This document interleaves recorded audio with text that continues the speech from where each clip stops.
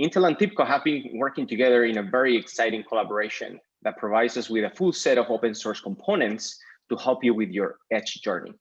But enough from me. Please, Brad, take it away. All right, thank you. So let's get started. We're talking about computer vision at the edge. Let's go through a few definitions so we can get to the fun technology that we've built here. So computer vision is it's a very broad field, but in practice, it's an application of any kind of algorithm or software to analyze the contents of a picture, of a video frame, or of motion video.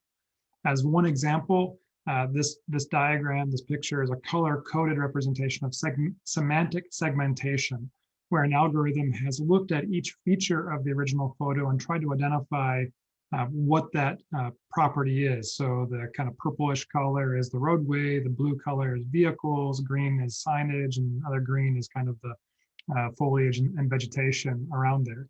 So that was the result of an algorithm that was processing those frames, probably trained in a deep learning fashion. But you can do simpler analytics. You can do simple math. You can use programs like OpenCV just to run kernels and do some edge extraction. There's all sorts of depth that you can get to with computer vision. But one thing is they're typically all very performant, right? They require a lot of software cycles in order to run the math across all the pixels.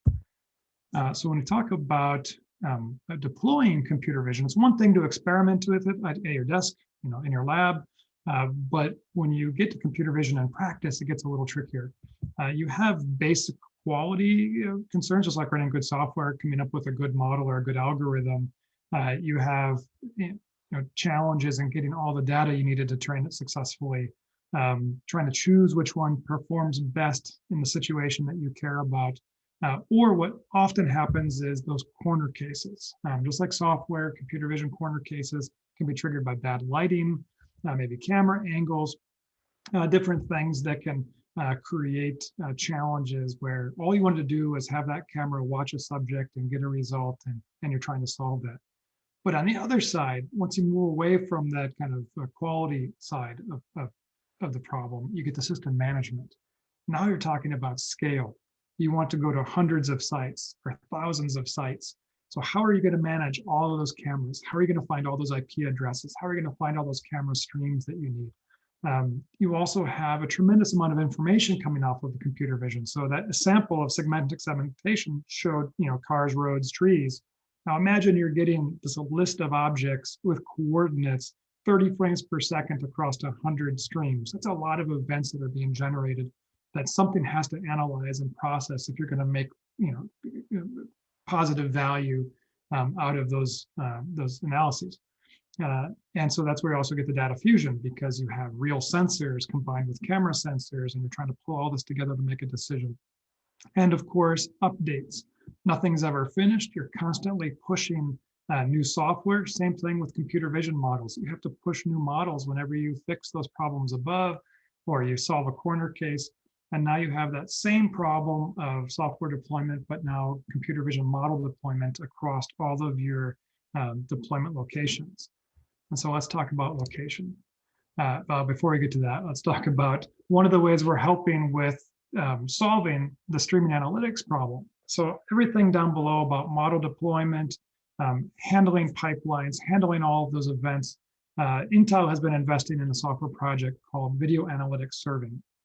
It's a pipeline serving service. So it's API driven, allows you to start, stop, or evaluate, monitor pipelines that are running. And a pipeline is just that. It is a pipeline for analyzing media. We have a sample at the bottom of the slide here of a dual audio and video pipeline, where the source input stream is coming in. We have a decode stage, and then the top stream is where we do object detection in the video. And then that second blue is overlay. You can see there's a dog marked here with the rectangle over dog. And then the audio pipeline is running beneath it in a time synchronized fashion. We're doing audio detection and we're listening for barks. So we do see a dog barking event output in the metadata that's being published. But the idea is, you can use pipelines and the concept of pipelines, and they can be built on GStreamer, FFmpeg. You can really choose the platform that you are most comfortable with, and then you can manage those pipelines at deployment via API. So if you have 10 cameras, you invoke 10 pipelines. If you have 2 cameras, but you have multiple use cases, then you invoke pipelines for all of those use cases. It's a way of turning to automation to handle that scale out problem when it comes to computer vision and video analytics. And because I'm Intel, I want to call out that the GStreamer pipelines are based off of our OpenVINO toolkit, our DL streamer, which is a combination of GStreamer with particular pipeline stages for integrating with OpenVINO for doing high performance computer vision analytics. So this is where I want to talk about location. Right? Earlier I mentioned if you have 1,000 locations and all these cameras and all these analytics that you have to deploy, where are we doing this? Well, you've probably heard the term the edge.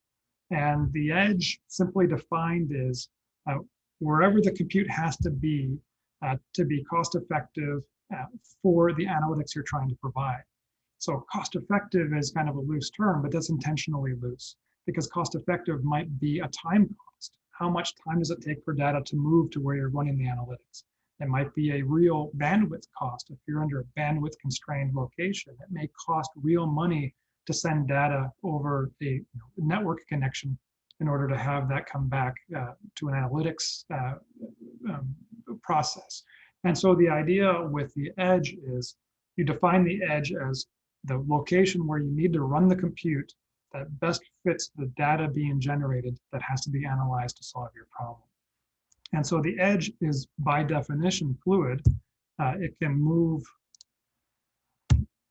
to wherever it needs to be for you. It could be in your in a telco base station across the street. It could be in an antenna tower. It could be on premises, a computer in the back room of the store that you happen to be having the use case deployed, or it could be even at the central office of the telco a couple miles away. All of those trade-offs will help you understand what that cost is, whether it's a latency cost or a bandwidth cost, or even the amount of data that you're trying to move. And so when we get to this, you end up drawing diagrams like this because you have to start mapping where is the data coming from, these things on the left, how is it getting, what networks, what are the traversal paths where that data is moving, and then what are you doing with that data? How are you storing it? How are you analyzing it? How are you analyzing the results? So then when we get into distributed analytics, we have to kind of consider where do those analytics have to run? That may be on the end device, that thing, right? An IoT device, Internet of Things device is a thing. It could be a robot, it could be on the camera itself, it could be in the point of sale, or it could be on an edge appliance where you have maybe a couple servers, maybe a couple small PCs, running on premises, and it's taking information from those devices to make decisions. Maybe it has to be close to real time, or maybe those insights have to be actionable. So we want to detect a situation and very quickly have an employee respond to the situation. And then when you move up to the cloud, we have a traditional set of analytics. I think most folks are probably comfortable with big data analytics. Over the last decade, people are understanding the importance of data, collecting the data and running them. We also use the cloud for integrating with all of our vendors and third-party software integrations. And so now you have to consider, well, what data do we really want to move to the cloud? Maybe it needs to be lower volume, maybe it needs to not be in real time, or maybe we don't need real-time feedback. So an inventory check may be real time for curbside pickup. And so we have to know in store if that inventory is there, or maybe it's a once a day inventory reconciliation process that can happily run at the cloud and then bring the report back to employees in the store at the end of the day. And then of course you have your enterprise apps. These are those software applications that are keeping your business running day by day. They might be running in a data center, they might be running in the cloud. And the point is that all of the analytics we've been doing from the left, approaching your enterprise applications, we're trying to add value to those enterprise apps, bring in business value, bring in actionable insights back to where we need to use them. And so it's very fluid. Right? What's right for one party may not be right for another party. What's right for one team in the same company may not be right for the other team in the same company. So part of this is being comfortable with the ambiguity and understanding what questions to ask about where the analytics need to happen and where the data is coming from. So one thing we do one thing we adopted as part of this collaboration is EdgeX Foundry. EdgeX Foundry is an open source project founded, I think 4 or 5 years ago. And it's a very large community of contributors and adopters. It's a global community. We have tremendous adoption in China, North America, and Europe. And it's basically an IoT middleware platform. It's a north-south type diagram. Everything below the purple bar is what we call southbound, and that's where we have our protocols and our devices that we talk to. And everything north of the purple bar is typically how we get data out of the Edge platform. And everything in the purple bar, the basic services that EdgeX provides to find the data, to find the devices, to query devices, enact command and control situations, or to publish data up into that northbound side.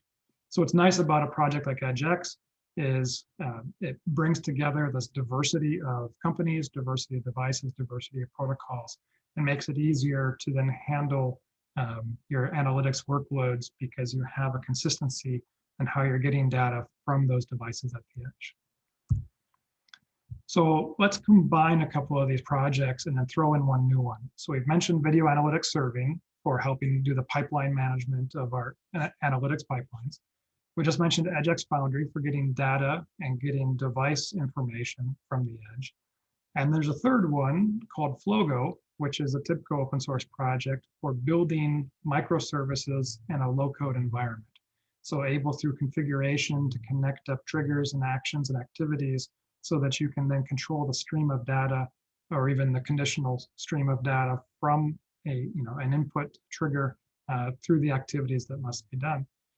When you combine these three projects together, all open source, right, all with different communities, we then create Project Air. TIBCO has been building Project Air to build a no-code data pipeline project. So you log into an editor and you can drag and drop data pipelines from the edge to the cloud, actually wherever you want data to come from. As long as you can find it, you can create the pipeline for it. And then it will actually create containers for the pipelines that need to run. Those are your microservices. And it'll orchestrate those containers back out to where the software needs to run. So at the end of the day, you go into basically a modeling tool. You model how you want your data to flow. You model where you want your analytics to happen. You tell it to publish to a particular site. It'll build all the software required and automatically orchestrate it to the various edges that you care about. A very powerful way for us to understand how to really adopt edge analytics going forward. So this is a diagram of our Project Air. Now it's a little spatial and it's a little technical, but we are kind of showing that same left to right idea. So again, on the left, we have all of those things that are generating the data and the wireless or wired connections that are bringing that data into a gateway. Inside the scope of Project Air, in purple, we have EdgeX Foundry. That's the open source IoT platform running. Part of that, we have the integration with the video analytics serving pipeline. And then using Flogo, we're connecting all of the data back to various services that are represented as part of Project Air's user interface and back into the TIBCO cloud connections. So these projects, Flogo, EdgeX, and video analytics serving, bridge that real life data on the left with the business services and all those endpoints and destinations we want to move that data to on the right. Intel and TIBCO partnered because we identified we care about the same things, right? When you look at the kinds of analytics we want to do at the edge and the kinds of analytics we want to make easier at the edge, we need multiple real-time streams, right? We need machine learning, we need deep learning, and we need to make it easy to refine those models and push them back to the edge.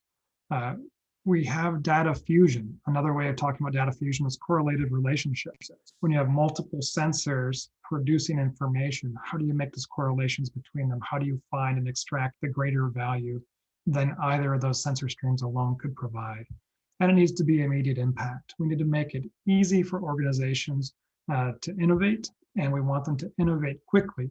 The time constraints to go from a concept to proof through like a return on investment calculation is probably under 36 months in the average organization. So we really need tools that help innovation teams crank through these stages of exploration, prototype, deployment, and scale. And so I think that's a shared understanding that both TIBCO and Intel brought. And we're applying that over time with a few more use cases. So in a few minutes, I'm going to show you a self-checkout example. But we care about inventory use cases. We care about connected associates and smart drive-throughs as just a sample of some of the use cases we're going to be looking at for the retail vertical alone. But in all of these, you have multiple sensors, you have multiple data sources, you have multiple kinds of analytics you need, multiple integrations between devices and applications, and multiple users of that information, going back to the business, the ERP system, whether employees in the store, managers in the store. All of these share those common challenges, that complexity of interaction, analytics, data, everything we talked about so far. So let's go ahead and prep for a demo. We have what we lovingly call real-time sensor fusion loss prevention. And what this does, though, is try to connect with the audience, something that you might be very familiar with. If you've shopped in a US grocery store, you've probably used a self-checkout device, just like this woman is using. There's a user interface, and there's a scale and a scanner and places to put your bags and your products in your bags. What you might not know is the technology behind that is pulling all of those sensors, right? We have weight, we have information coming from the point of sale software. You can have cameras, you can have RFID sensors. All of those sensors are generating signals during this real-time interaction. I should say human time interaction. You are taking your product out of your basket, you're putting it on the scanner, you're weighing it, you're putting it in the bag. What a lot of these products are doing, they're sensing, or they're taking all of those sensors to decide if the transaction looks okay. You may have noticed the please remove item from bagging area because you accidentally set a bottle of water down in the bagging area before you scanned it. Well, that's the computer recognizing that the weights in the bagging area don't match what it expects to be in the bag based on scans and the other sensors there. So Intel and TIBCO have been refining a demonstration based on this. And we're about to see how Project Air, when applied, is able to find and identify all of those sensors at the point of sale, and even able to use computer vision assets to recognize products that move across the checkout area, and then provide that back to the modeler that allows a user to create that business value from all of these detected sensors and data sources. So with that, I'm going to introduce Brian again. He's a software engineer from Intel, and he's going to describe how the demo is set up, and then the narration from Marcelo will describe how the data then flows into Project Air. So let me go ahead and switch over to the video. Hello, my name is Brian Miguel with Intel. And before we get into the demo, I'd like to briefly go through the hardware for this point of sale system you see in the top left of your screen. Now, in a moment, I'm going to show you the first device, which is a Core i7 system. And you can see it right here.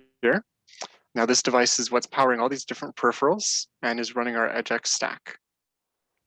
Now, the first peripheral we have is our barcode scanning peripheral right here. This is using an EdgeX device service, and anytime we scan a product, like this soda sitting right here, it will send an event to the EdgeX bus. Now, the second device we have is the weight scale. This is also using a device service, and it's a little bit different. It's sending us an event every second with the current weight of the scale. And the last device we have is a USB webcam, which is right here. This is pointing to our bagging area, and this webcam is sending a video feed into our item detection model, which is powered by OpenVINO and the video analytics serving pipeline.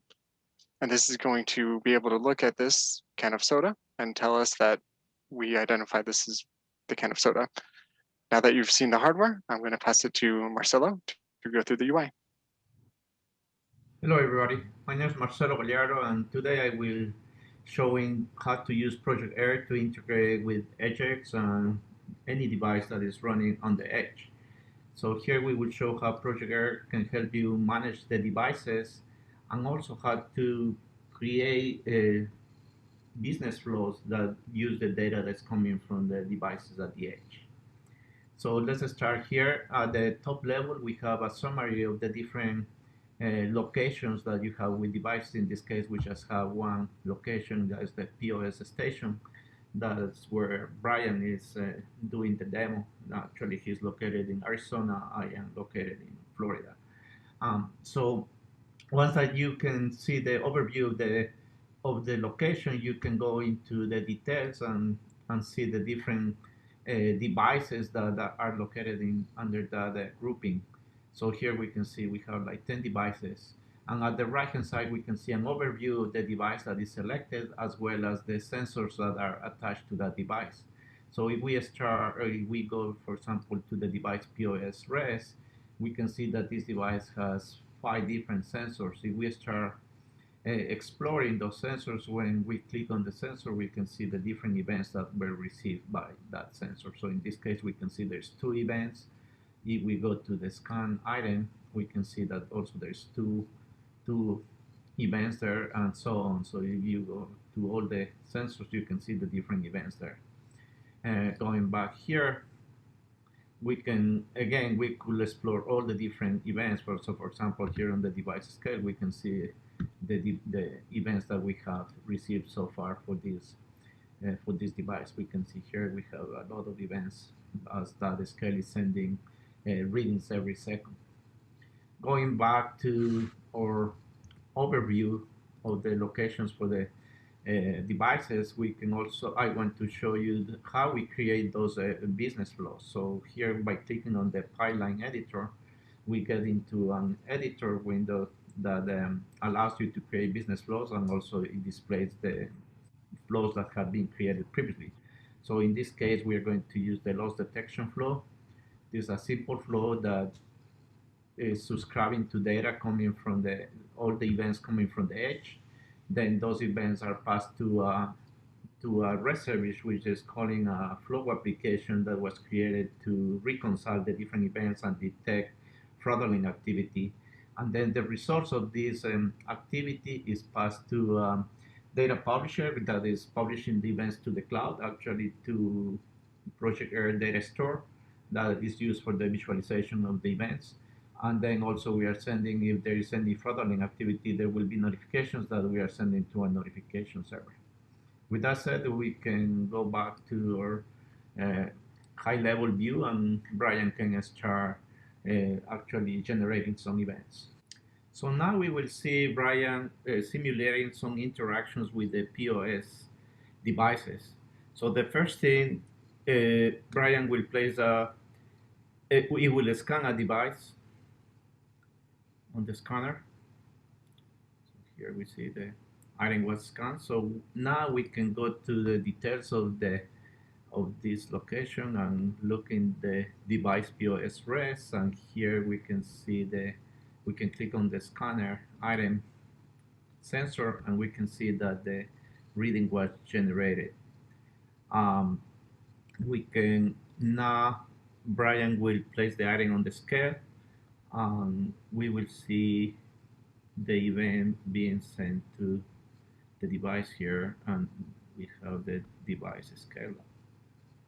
And we can click here on the scale, and we can see the events that were generated by when Brian placed the item on scale.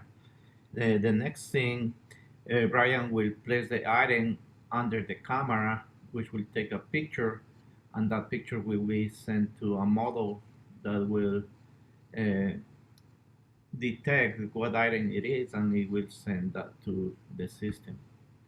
So Brian placed the item, so we can take a look at the device the region of interest device, and we can click on the image, and we can see the image. The picture has been taken.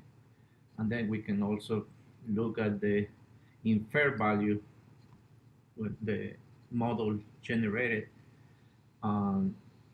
We can see that the value that we detected here, the product name, is the Mountain Dew item. Finally, Brian will simulate the payment of the and close the session. We can see those events by going to the POS REST device, and we can see the payment event. We can see here that event was generated, and also we can go to the basket close, and we can see that we receive an event indicating that the session has been closed. This concludes the demonstration. For any questions, please feel free to reach us. Thank you. All right. So thank you, Brian and Marcelo for that demo. I think in closing, you just want to remember, we had all those sensors, all that information flowing into Project AIR, coming from the computer vision analytics, coming from EdgeX, but all available, right, to help construct the analytics or the decisions that have to be made by your team for your use case. And let's understand what to me is one of the most exciting parts about the achievement here is we have our data source and REST service. This entire pipeline was basically modeled. Yeah, you have to understand the problem you're solving, but you can start to prepare project teams, business users, others who are not software engineers to start extracting additional value from investments you've already made. To be able to let a business user log in and start creating their own data pipelines from assets you've already deployed, software you've already written, is a wonderful way to extract future value out of your solutions. And that's really the benefit of low code and no code platforms, is that you can create that future value before the users even know they have it available to them. And Project AIR is, to my knowledge, the first that's demonstrated a low code and no code solution pulling edge and edge analytics from devices today. So it's quite exciting. So in conclusion, right, these technologies can be hard, but there's a lot of people and a lot of open source projects that have been deployed to help make them easy. If you're going to start solving problems, let some of these projects help those hard problems become easy problems for you, so you can focus on your business value and the other integrations that are unique to your project. Invest in technologies that don't just help you today, right, but the ones that set you up to succeed tomorrow. I mentioned the low code and no code platforms as a way for your business users to take advantage of these investments. It's a fantastic way to consider, if I take all this time to solve a use case, solve for a problem, I deploy to 1,000 stores, and I'm able to do people counting, that's wonderful. Now help that next team solve their problem even faster than you solved it for the first team. And then that last is a related concept. Understand how the people on your teams need to use this information, right? The microservices, bringing the cloud to the edge. There's a lot of things that are changing, both in the IT teams as well as the business teams. That's really important to stay on top of how your organization will respond and adapt to this new potential and this new capability. But it's an exciting time because I think there's so much data and value that we can unlock with technologies like this. Makes me really excited to be a part of this team with Miguel, Marcelo, Brian, Jesus, and others that have been part of our collaboration. And we've got much more ahead of us as well, so please stay tuned. We do have a few references that are in the slide deck if you want to click through when you get access to the slides. Also in July, we're going to be doing another session on computer vision and edge analytics between the TIBCO and Intel teams. And don't forget, you can always reach out to the TIBCO Labs team to learn more about their projects, such as Project AIR and Flogo. And with that, I thank you for your participation and attending.